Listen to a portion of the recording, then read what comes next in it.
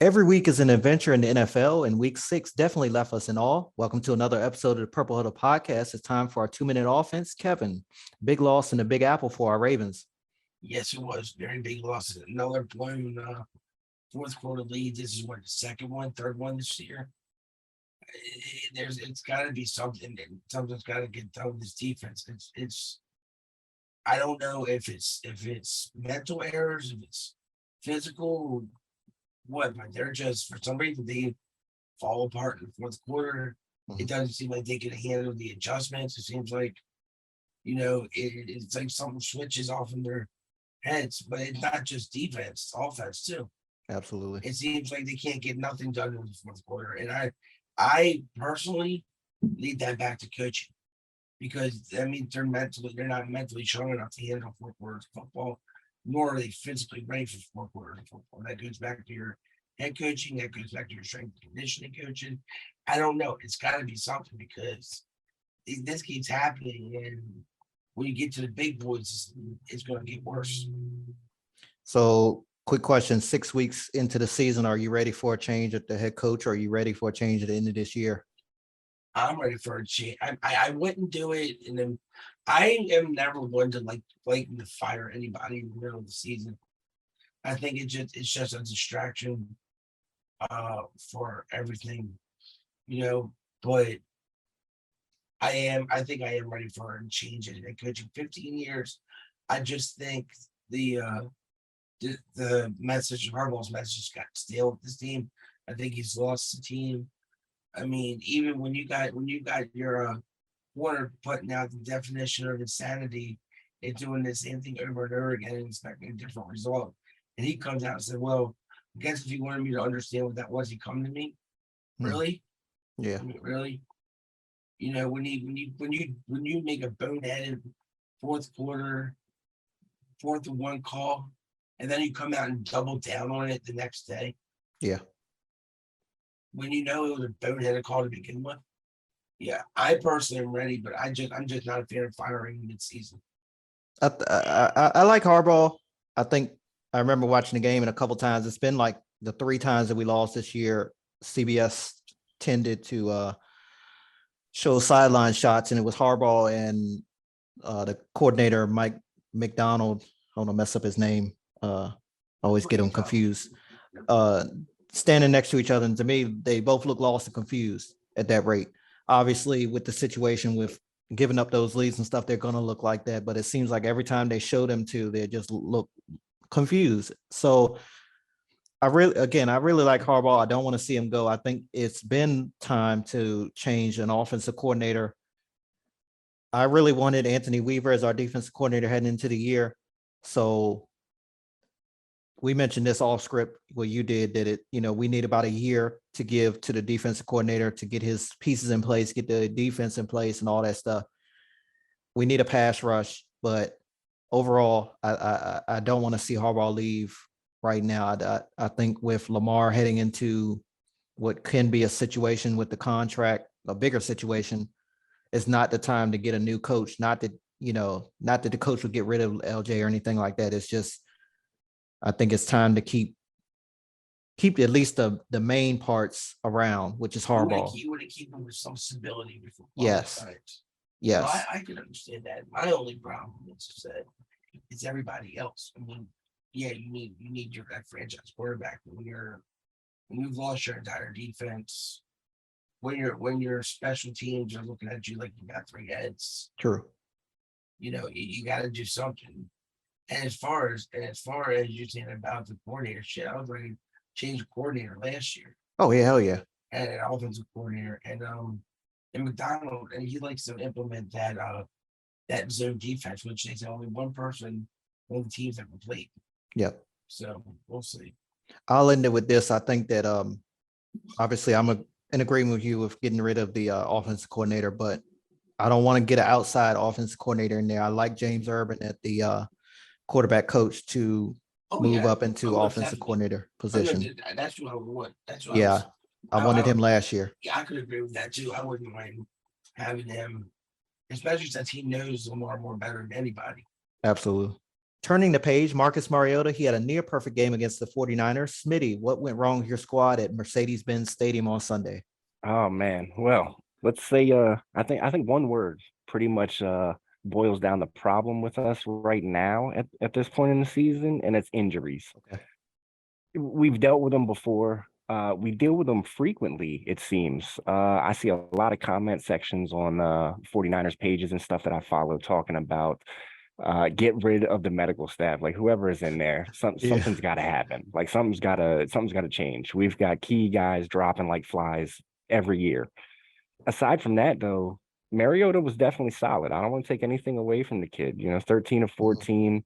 It's not super crazy numbers. Nothing. Jumps off the page at you. 129 yards. He got the touchdown there. He did what was asked of him. He kept it clean. No turnovers there. What really hurt us, I think, from Mariota was the 6 rushes for 50 yards and a touchdown there. You add that on to those passing stats, and now you're looking at a real good game. 40 rushes for 168 as a team, though, Atlanta, against our 6 rushes for 50. Our 16 for 50. Sorry. Yeah. That's the exact opposite of how we usually like to get out there and play. They beat us at our own game. Statistically, you look down the list of our losses over the last couple of years under the Shanahan regime, and when we don't run the ball a certain amount of times, we don't win. We didn't get it done offensively when we needed to. We fell behind early after the Wilson fumble, and down 14-0. It just seemed like Shanahan took almost all the runs out of the playbook at that point. Yeah. Jimmy played a good game. He was forced to, but he played a pretty good game. Now, there was 2 picks that the haters are going to bring up, and it's a valid point, but I think both of them, honestly, I think neither one was his fault. The first one came at the end of the first half, right? Getting ready to go into halftime, and he throws up the wing and a prayer to the sideline, deep ball to the sideline, the throw that he can't make. He put it in an area where the receiver could attempt to go up and get it. But what I was looking for, honestly, there, we see it all over the league on these deep sideline passes like that, right? Where it's a little bit underthrown, which is what this ball looked like to me. And you see the receiver with the awareness to come back to that ball and allow that underneath defender to run into him drawing that flag. Yep. That gives you at least another shot deeper down the field from that point, right? We didn't see that. From my standpoint, I saw some weak play from that receiver. I don't remember who it was off the top of my head right now, so I'm not going to call him out by name, but whoever that was, I felt like could have made a stronger play on that ball. Okay. The second pick, we saw this against the Rams, that high ball that Jimmy put up there for Debo, and Debo went up and got it and bodied everybody on the play and took it into the end zone, right? We didn't see that from Debo this time. Now, there could have been a flag on the play. They threw it, and then they picked it back up. But, Didn't they hit Debo early, though? It looked like they hit him early. I remember that play. Then they threw the flag. Yeah. I feel like, they threw the flag on the play, but they picked it up and waved it off. I guess they decided that it was close enough that they were just going to let it fly. I feel like the defender has a right to come try to make a play on that ball, but you can't make it through the back of my receiver. So True. I'm also not going to beg for that. Debo's supposed to be the bully on the block. You know what I mean? Yeah. He didn't look like that to me on Sunday. So the bully on the block is supposed to go up and get that. You can't shove him off of that. Absolutely. He didn't. He got his hands on it, right? But then it's deflected up into the air. That's where the second pick comes from. So again, I thought Jimmy played a good game. Aside from those 2 picks that helped keep us from regaining our momentum, we also had some key drops, big ones from Charlie Werner and from Ray McLeod. Yep. I think both of those could have been huge momentum shifts, and I believe it was 62 air yards left on the field from those 2 drops alone.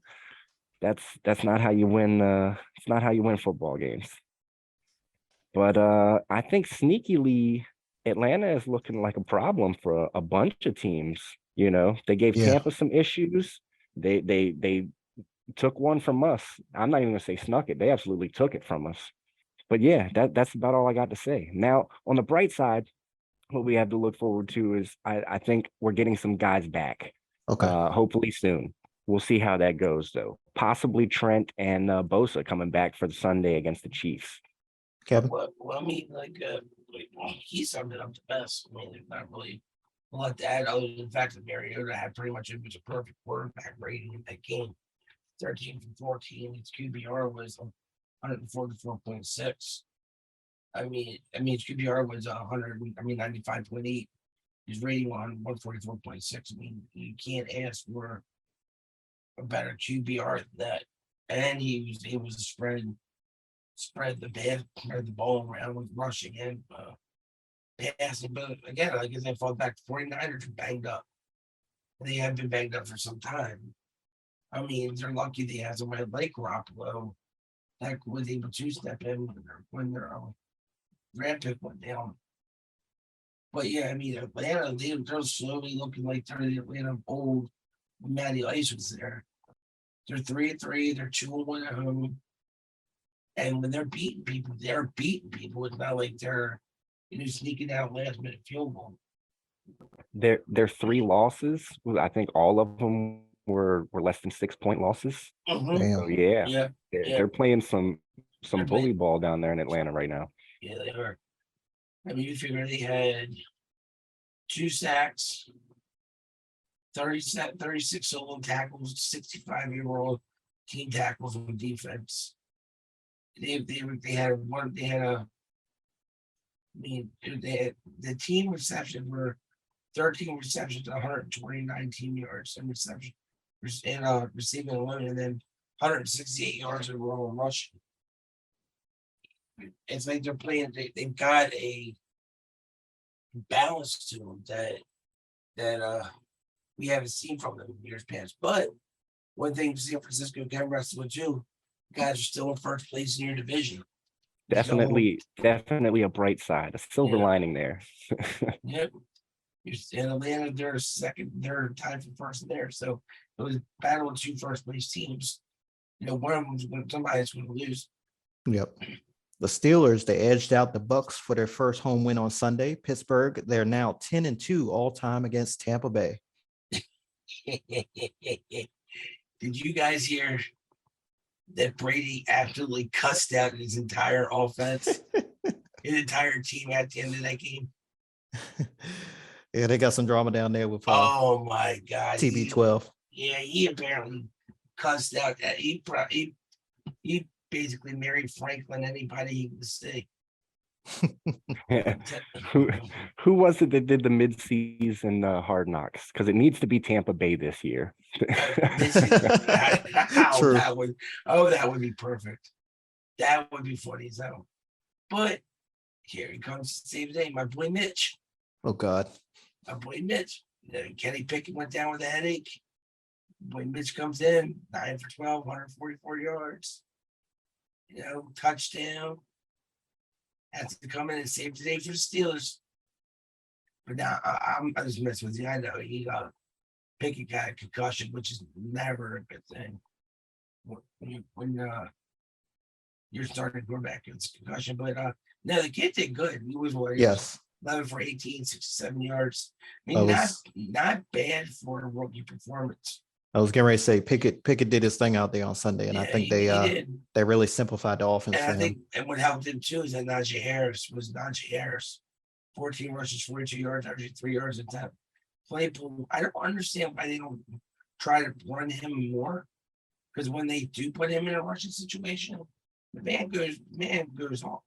Yeah. I know he's a wide receiver, and he got his touches 7 for 96, for averaging 13.7 yards a carry. You don't want to do that, but I think you put him maybe even in an end-around situation where you're going to just they'll have a chance to throw more people off their game. But yeah, my boy old Mitchie Trubisky. And Brady, you can't say Brady didn't do bad.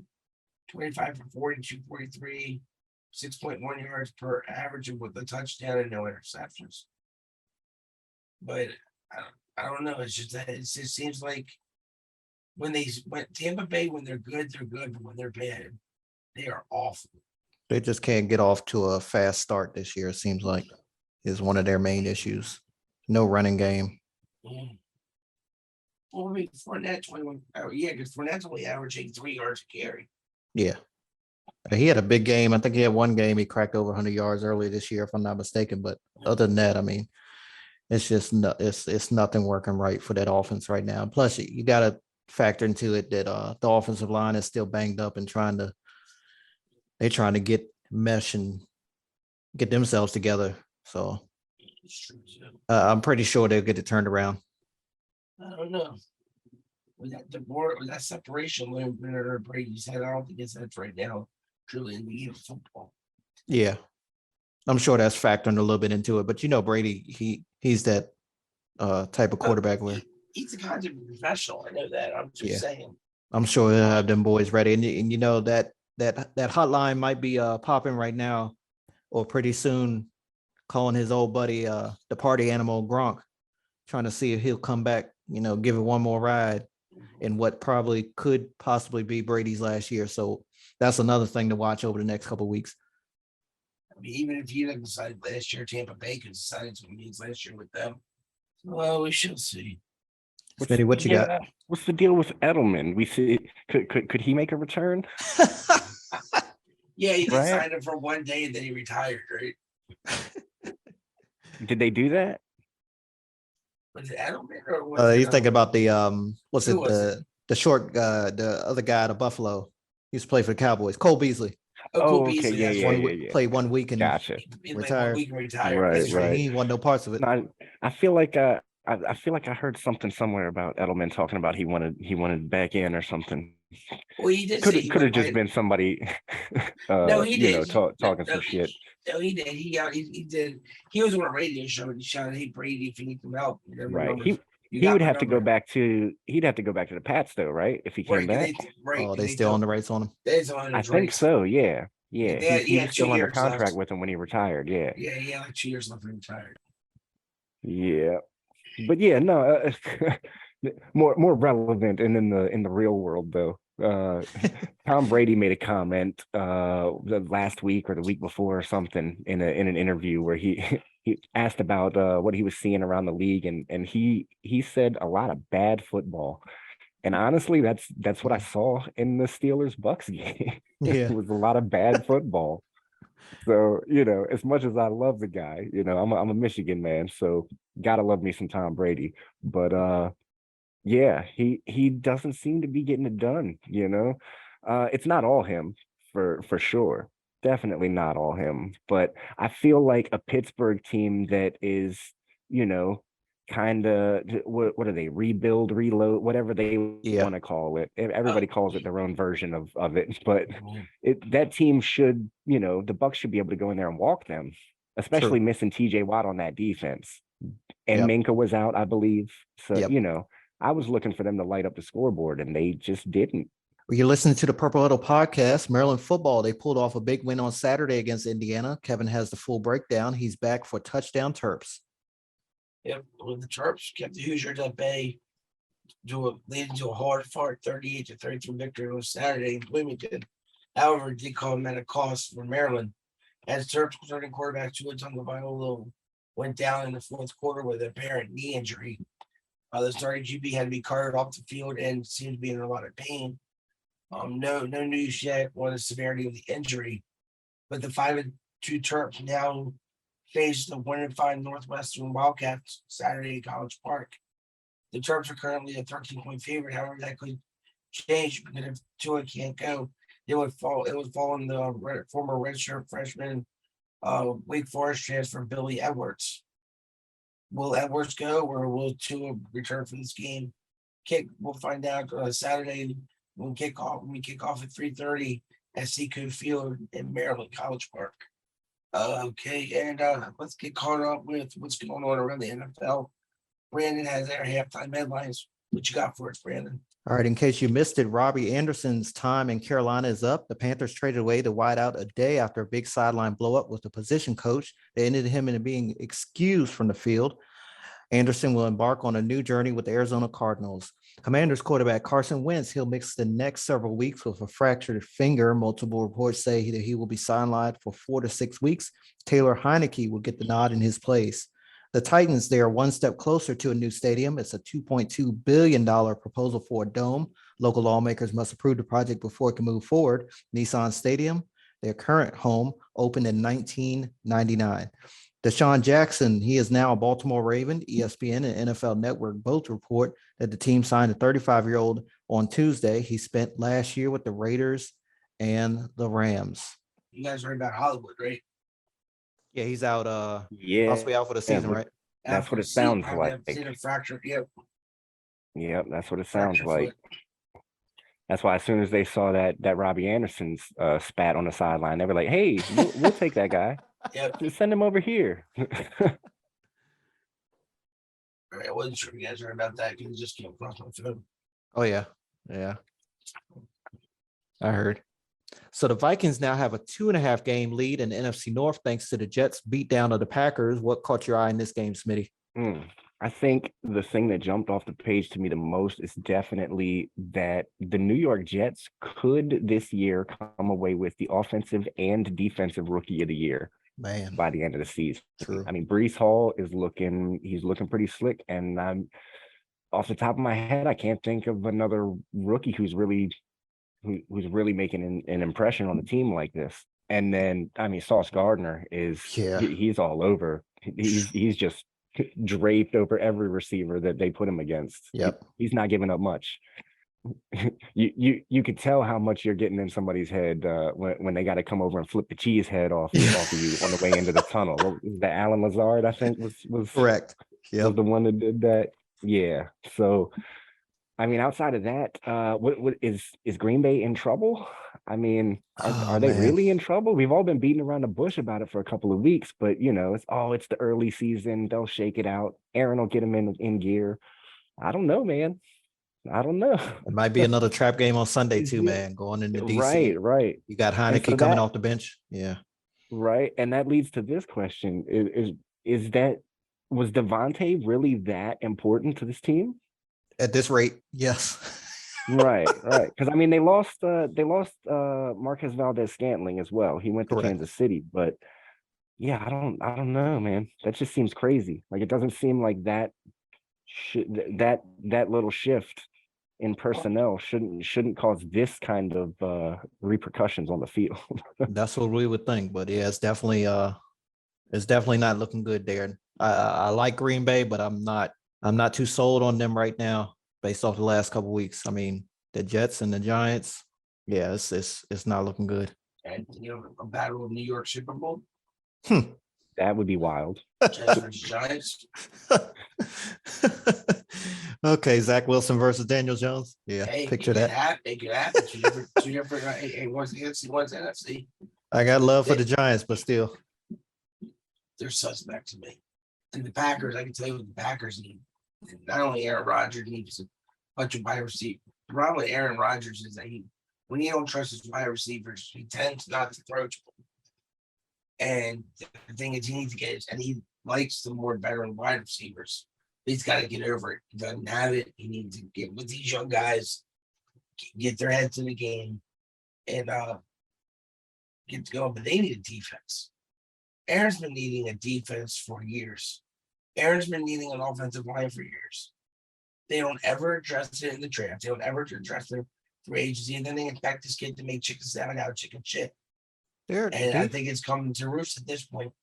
Their defense was stout early on. I mean, they had a tough game against the Jets, but yeah, their defense is usually pretty decent to good, honestly. The secondary, especially. The secondary is real good out there. I'm not sure if they're banged up or hurt or something right now. I don't really know. I think they just had a bad day. Right. On defense Sunday, I will say they just had a bad day, but I wouldn't be concerned with the defense. If I'm a Packers fan, I would be more so concerned with that special teams unit has been horrible for years. They had a block punt and a block field goal return for a touchdown on Sunday, and then the offense just, Smitty, both of y'all mentioned it's not clicking right now. He's off with the receivers. like Kevin said, if he don't trust his receivers, he's not going to throw to them. I really liked was it Christian Watson coming into this year? Yeah, yeah. The rookie, right? Yeah, it hasn't worked with him, but I know Dobbs is slowly coming on. So hopefully, I just like Smitty said, we keep kind of beating around the bush. Hopefully it'll get back on, because I don't want to see Aaron Rodgers come back for 3 more years and then have to rebuild, even though it seemed like it. With this team has been an NFC championship for the last 2 years. Here's an interesting wrinkle. If they go in NFC, sorry. Right. If they go under 500, right, they don't make the playoffs or something this year. They just have like a terrible, terrible year. Does Aaron want out? Does he want to go somewhere? And if so, where? Man, Kevin, you go ahead. You answer that first, and then I'll come back on it. I think so. I mean, he's Aaron the kind of guy that I honestly believe that if he don't get his way, and he's going to want to take his ball and go somewhere else. I honestly do. But thing is, and what I'm trying to find out is how much then he just signed that multi-million-dollar extension not too long ago. 3 years, 150 million in the offseason. Yep. So I mean, it's not going to be just a matter of where he wants to go. Even if he whines and says he wants out, it's who's going to pick up that contract. True. Because if say he whines and say he doesn't want to take his ball and go home and he wants out of Green Bay, what Green Bay is going to do? They're going to want the kitchen sink, and they're going to want you to pick up the majority of the contract. Yeah. Oh yeah. And at his age and the way he's playing, I don't see too many teams picking that up. And with his attitude he's been having the last couple of years, I don't see too many teams dealing with it. I know Aaron Rodgers is hungry for another Super Bowl.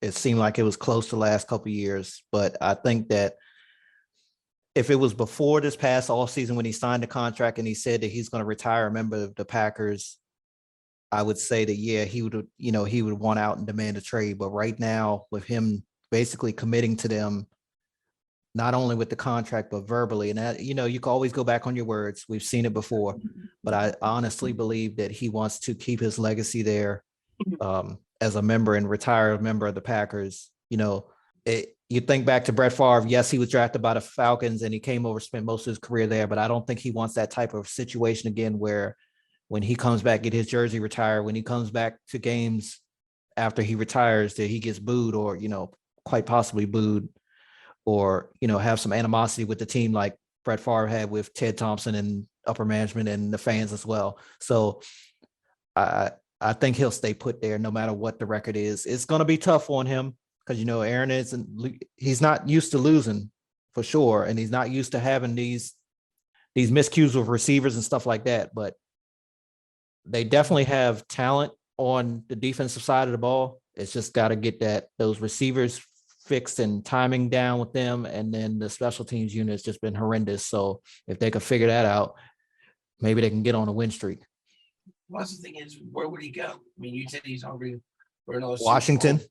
All the teams, Washington will take him. Trust me. But no, I'm not saying that. I'm saying if he wants another Super Bowl and he's hungry for another Super Bowl, my point is all the teams that are poised to be able to make that run to a Super Bowl or are ready to make that run, they already got their quarterbacks in place. Right. Or either they've already got their quarterbacks in place, or they don't have the pieces to move around to make his contract work. Right. Yeah. Exactly. Because I think 49ers, if they had the ability to do it, would love to bring him in. Yeah. Especially with it, because honestly, I think there's still a lot of questions about Trey Lance. And I think a lot of people in our organization still have a lot of questions about Trey Lance. What's going to happen if he wants to go to San Francisco? What they're going to want. Who they're going to want from you guys. They're going to want. Oh yeah. They're going to want to see. They're going to want to see him in a heartbeat. Right. Exactly. And that goes a major piece of your guys' offense when. It's a major piece, sure. I think we would find a way to work around it because we've got some other young guys out there who hardly get to see the field. Jawan Jennings has been showing out so far early this year. I'm not saying he's a complete replacement for Debo. Not trying to say that by any means, but again, I don't think it's feasible. Like you said, all the teams that would be able to give him that run, like the ones that are a quarterback away from really like going to the championship kind of thing. None of them have the cap space. None of them Yeah. have the ability to they either don't have the pieces, like the players to trade or the picks to trade, or they don't have the money Yep. to pay Aaron when he comes. So And I don't know the cap situation for either of these teams, but another two squads to keep an eye out is the Dolphins, because they had questions about Tua coming into this year, and now they have some talent at the wide receiver position and a pretty steady defense, at least early on. And then the Giants. I know they don't have the offensive targets right now, but the defense is starting to come into form, and believe it or not, they're 5-1. So, we talk about Daniel Jones' contract situation. They declined the 5th-year option or whatever. So that could be a situation in play. Dolphins have got $12 million in cap space right now. Okay. I don't know what if the cap hit would be bringing in Rodgers if they did signing. Yep. Right now they got 12 million. They got 12 million right now. Gotcha. Bottom line, I want to see Aaron Rodgers stay in Green Bay and retire as a member of the Packers, and hopefully next year, the 3rd year, would be a damn miracle at this rate, win another Super Bowl, because I think he's deserving with his play on the field. I think he's deserving of another Super Bowl championship. All right, everyone. One of the late games on Sunday, Bills at Chiefs. Unbelievable quarterback play. That's all I'm gonna say. That's all really you need to say. I mean, it was a battle of two of the best quarterbacks in the league right now. Yep. And if it wasn't for a bonehead interception at the end of that game, Kansas City might let another comeback against Buffalo. I mean, what can you say? They battled, and with this being such a low scoring game, it was a decent defensive battle too. There's not much else you can say about that. Yep. Yeah. I mean, those two guys are at the top of their game right now. For sure. I'm not I'm a loud and proud Pat Mahomes hater. Same here. The guy just goes out there and does it every freaking week, and it just has me seething in my chair at home watching. But, yes. I mean, it is what it is. You can't take anything from the guy on the field.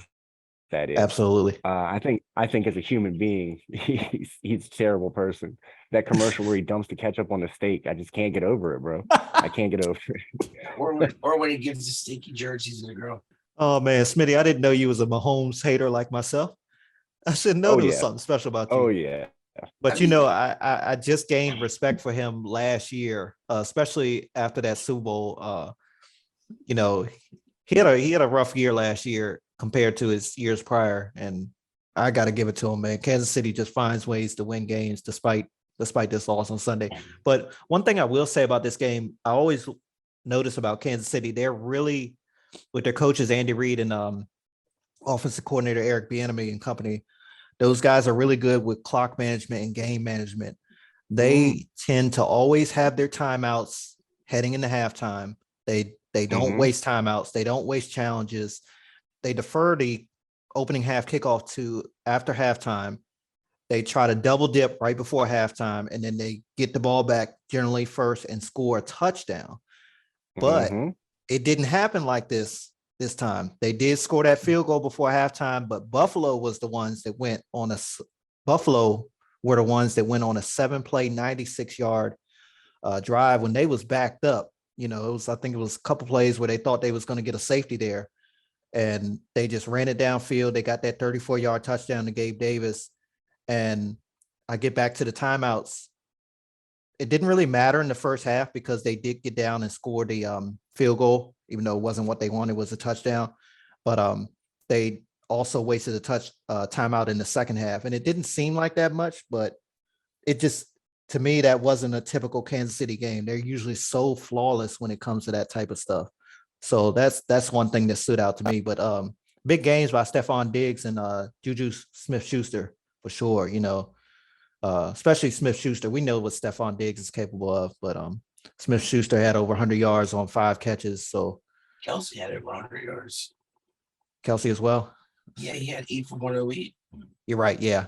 I mean, that's common with him, but Right. Smith-Schuster this year is not too common with him. But I'm waiting for Sky Moore to really step out there and make some noise as a rookie. He was my pick for rookie of the year heading into the year. And I think that sooner rather than later, they'll get this, get it going with him. But definitely a good game. We'll probably see it again in the playoffs for sure, at least as of now. This is how scary these two are. You ready? This is how almost evenly matched they are.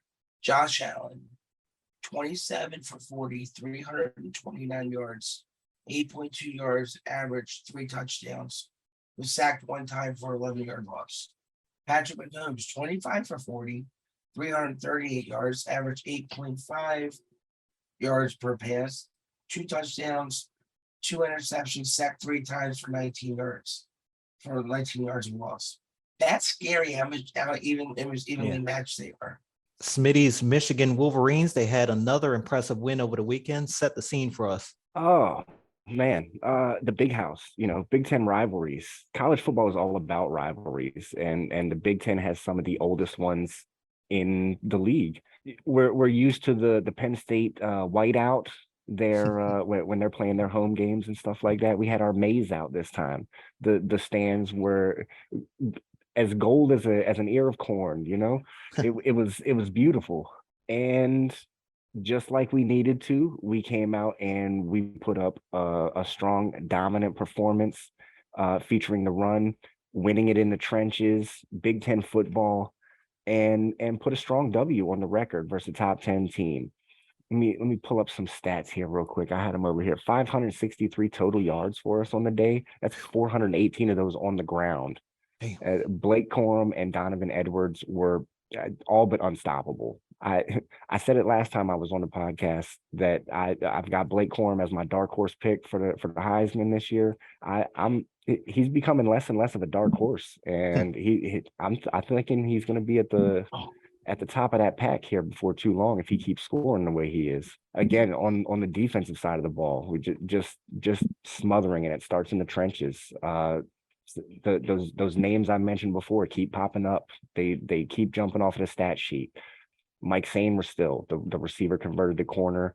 Mike Morris at D end. Mozzie Smith at D tackle in the middle there. And I think we're going to continue to see more and more of Amabi Oki as he comes on. He's like our third down pass rush specialist, but I've been seeing him in there a little more, creeping in on earlier downs too. So it's looking good. It's looking great. The big tests come later in the league, though. We're just getting into our Big Ten schedule, so we'll look to keep it strong and keep bringing home the W's. Hail to the victors. This is the Purple Huddle Podcast, everyone. Here's what else happened in Week 6. The Patriots, they have now won 2 straight after beating the Browns 38-15. Colts beat the Jaguars without Jonathan Taylor on Sunday. The Vikings, they traveled down to Miami and left with a 24-16 win. Giants beat the Ravens 24-20 at MetLife. Rams, they crushed the Panthers 24-10. Seahawks handled the Cardinals at home 19-9. Not much of a game on Thursday night, but the Commanders beat the Bears 12-7. And the Eagles, they're now 6-0 after a Sunday night football win over the Cowboys. Looking ahead to Week 7, we've got Saints at Cardinals on Thursday night football, Falcons at Bengals, Lions at Cowboys. The Titans will host the Colts, Packers at Commanders, Bucks at Panthers, Giants at Jaguars, Browns at Ravens. The Broncos will host the Jets, Texans at Raiders, Seahawks at Chargers. The 49ers, Derp's 49ers, they'll host the Chiefs on Sunday. Yeah, Steelers and Dolphins on Sunday Night Football. And the Patriots, they'll host the Bears on Monday Night Football. Give us your bold prediction for the upcoming week and which games are you looking forward to the most? All right, well, as far as the games I'm looking forward to, I want to see how the Ravens bounce back from yet another fourth quarter collapse when they're back at home in the confines of the bank against the Browns. I want to see if the Jets can keep this ride going when they go into Denver. See if they can keep that That should ride. be easy. Yep, and beat the Broncos. They're two. Of course, your Chiefs, 49ers. Titans, Colts. They're always good matchups. But my bold prediction, you're all going to laugh at me, but I'm going to give it to you anyway because it's going to be a bold prediction. All right, so Taylor Heineke, he throws 350 yards, 3 touchdowns. They beat the Pack 31-17. Yeah, definitely some good games on the slate the one I'm looking forward to the most is obviously the Chiefs and the 49ers, but I think it's because we have a good chance. Like I mentioned earlier, Yeah. we're looking at optimistically on the bright side, we could possibly get Nick Bosa and Trent Williams both back. The trenches are where the games are won. You know what I mean? If we get those two guys back and maybe some other key players, I'm not sure how hurt Travarius Ward is. I think he's day-to-day right now with a groin injury. He left the game against the Falcons. If Hufanga can clear the concussion protocol, we can put some pieces back in there before that Sunday matchup. I think we give the Chiefs a good run for their money, especially it being a home game. So it gets some good rest for us coming off of that tough road trip. But as far as bold prediction, we're still looking at a point in the season right now where Thursday Night Football has not seen a single touchdown scored. Am I correct on that? I Probably think so. No, I'm there not- was one. There was one. Was there one? Wasn't there one? The Bears. I think the Bears scored, Bears but scored a okay. junk it's touchdown. been But difficult the last couple weeks though. Yeah, The Bears scored Yeah. a junk touchdown at the end of the game. There certainly have not been exciting games on Thursday True. night, Oh, and I think absolutely we're not. going to get one this week. I think the Saints and Cardinals give us an exciting game, and I think the majority of the excitement comes from Kyler. I think Kyler is going to have 4 touchdowns total, one or more on the legs. I'm thinking probably 3 through the air, but I think he's gonna have over 400 all-purpose yards and 4 total touchdowns in that matchup against the Saints. That's my bold prediction. I've got 2 games that I'm keeping an eye on, both in prime time. Going to start with the Sunday night game, Pittsburgh at Miami. Former head coach Brian Flores, he'll return home to Miami as a assistant coach with the Steelers. And then, as Smitty mentioned, the Saints and Cardinals on Thursday night. We are expecting to see one DeAndre Hopkins back on the field. And my bold prediction is if he is playing, which I'm pretty sure he is, because I'm pretty sure he's itching to get back on the field. I'm going to see him get over 100 yards receiving and at least 1 or 2 touchdowns, which is common for him, but we haven't seen it in a while. So that's my bold prediction for week 7. All right, everyone, that's going to do it for this episode of the Purple Huddle Podcast. For Kevin and Smitty, be easy, everyone, and enjoy week 7. Night, y'all.